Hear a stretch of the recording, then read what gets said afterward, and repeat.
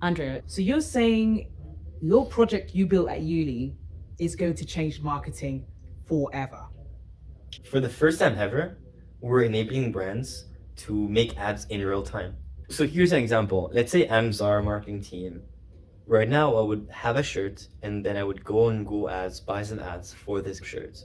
But now in ChatGPT and other chatbots, Zara doesn't come to us and tell me, oh, this is my shirt, I want to sell this. They just give me their whole product list. And then when you on ChatGPT are asking ChatGPT, how can I get dressed for a birthday party? We're going to show the ad in real time. So we generate the ad in real time based out of all their product. And we decide which product we're going to advertise. So you're flipping the script. So you're saying that the people's needs comes first before the ads, rather than the way it's been doing now. Exactly. It's exactly like that. The brands don't know what products we're advertising. They only know after we actually serve the ad. And the reason why is we want to serve the needs of the user. We generate the ads in real time, and so we actually are helpful to the user. The message from ChatGPT is essentially going to be sponsored. So the text itself is just a message that the brand, that the advertiser decided to send you.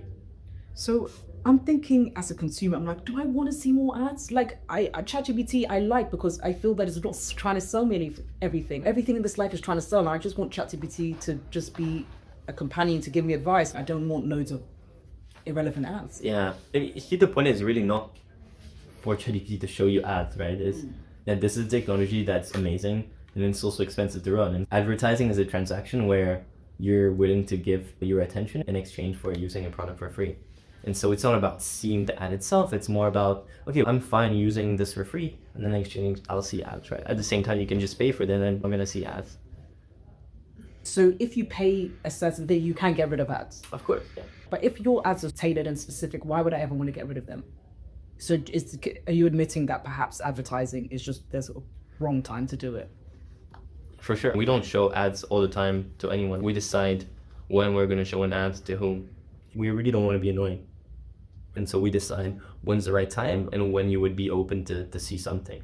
Again, it's not about showing an ad, it's more about there's this amazing technology. People love to use it.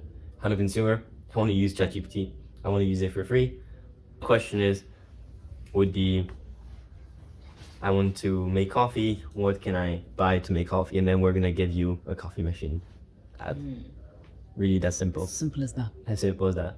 Brilliant. And then as an advertiser, I'm a coffee machine company and I need to sell my coffee machine.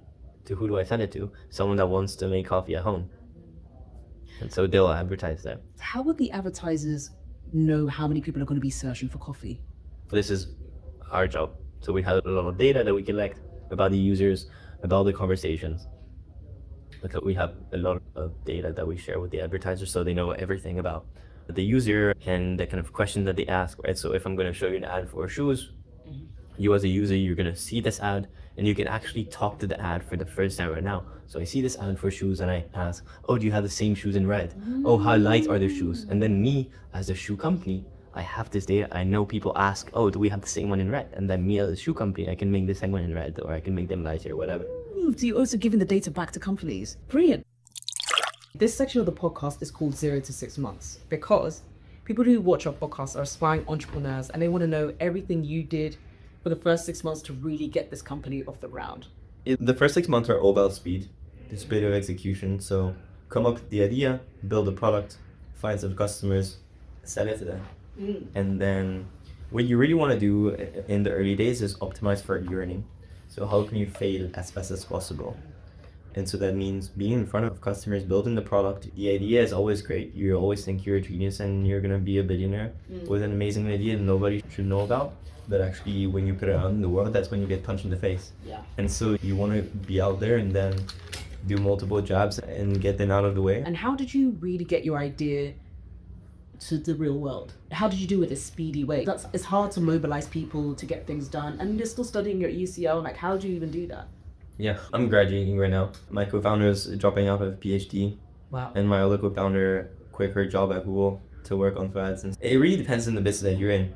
So we're in ad tech infrastructure. It's very much around software. So if you can build software fast, and now there's so many no-code tools apps, I would recommend everyone here to go check out Lovable.dev, an amazing app where you just type a prompt and it's gonna build a website for you or build an app for you, and you can just build a mini app for your day, for your family, any idea that you have. So yeah, just build something quick and test it out though. The mindset it takes to build a really big company is intense, it's obsessive.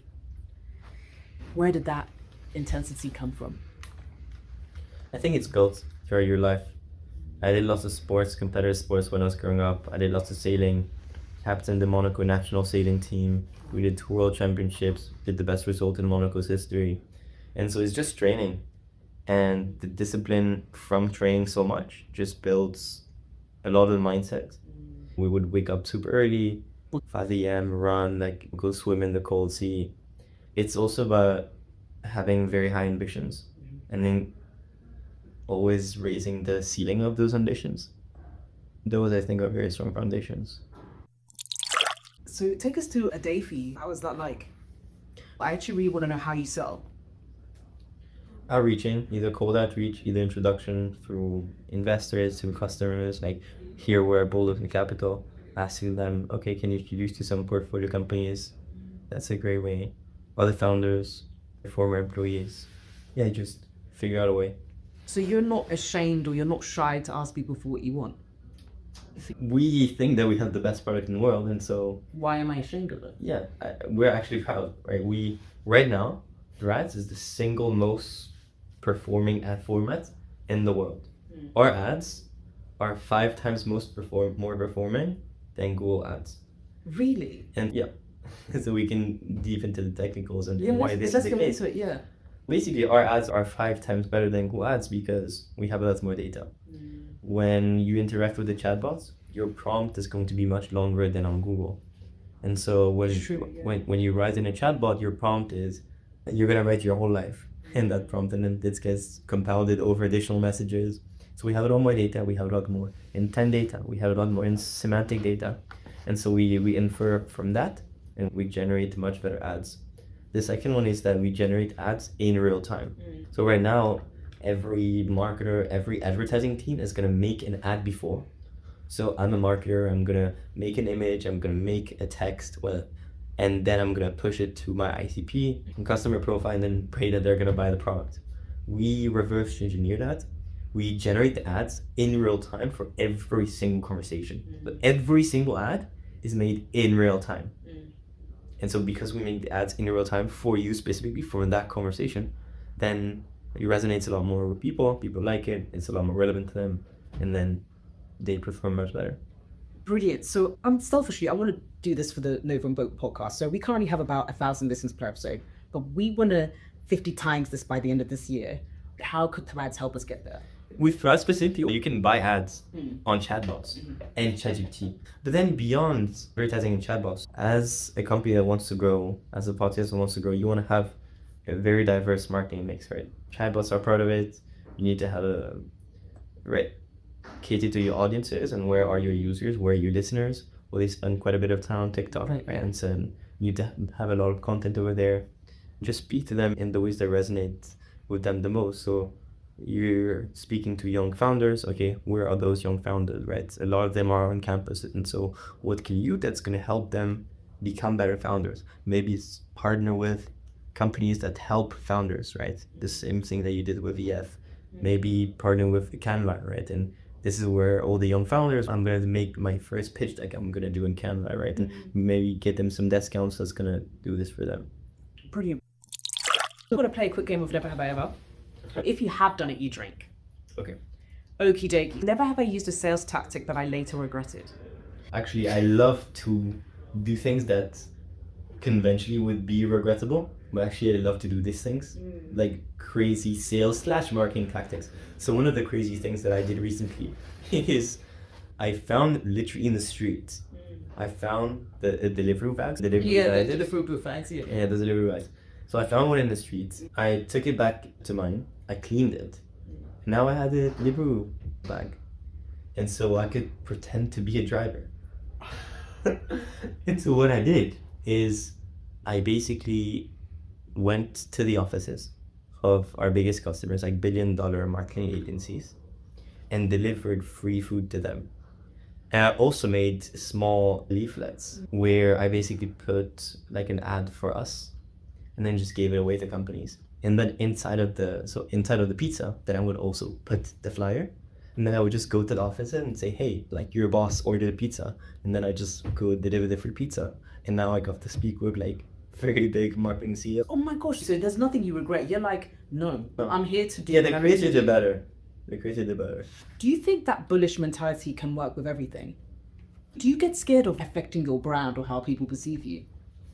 This is part of the brand, right? I'm very much in marketing, guerrilla marketing, right? And so wanting to be the King Kong of guerrilla marketing, coming up with the craziest possible ideas, that's the brand itself of guerrilla marketing. And I want to go back into being so intense and obsessive.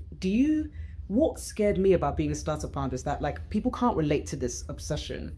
Have you had friends or relationships with your family that are like, you're just odd and you're just being For really sure, weird and definitely. You're not gonna be understood most of the time, but it's fine. I'm totally fine with that. can you give us examples of where people have just been like, Andrea, no. Like With this example, right, the delivery, like, why the fuck would you dress up as a Deliveroo driver, go up to the offices of like real company, and then give them a free pizza, and risk to go to jail? I love that mentality. So it's people could call you weird, people could call you obsessive, but you're like, this is me. I see it as a compliment. So. Oh wow. But yeah. People are like, you're so weird, and you're like, thank you. Yeah, not weird, but Like the obsessive. craziness and the obsession about the space and the extent to which you would do things for the success of the company. I like the way you flipped that. There's nothing to be ashamed of here. So, never have I stayed up all night to meet a crucial business deadline. Yeah, I have, of course. Really? Okay, tell us, Yeah. spill the tea on that. I would say now it's happening most nights, at least a few days a week, because a lot of our customers are in the US. And so if they have evening meetings, then I'll have a call in the evening for me. So sometimes you just don't sleep. I would Your mood sleep. wouldn't like that, would it? Yeah, no, my Whoop doesn't like that. Very bad Whoop score. Recovery score is gonna be so trash. You just gotta do that.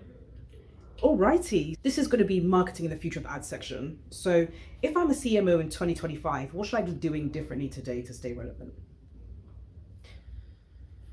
Consumer trends are shifting. People are using chatbots, right? They bring a lot of value to people. They're useful, and therefore consumers are spending a lot of time there, right? And so for you as a brand, you want to reach your users where they spend a lot of their time and when they're the most engaged. And so that's chatbots, and that's why we're building Thrads to advertise in those chatbots.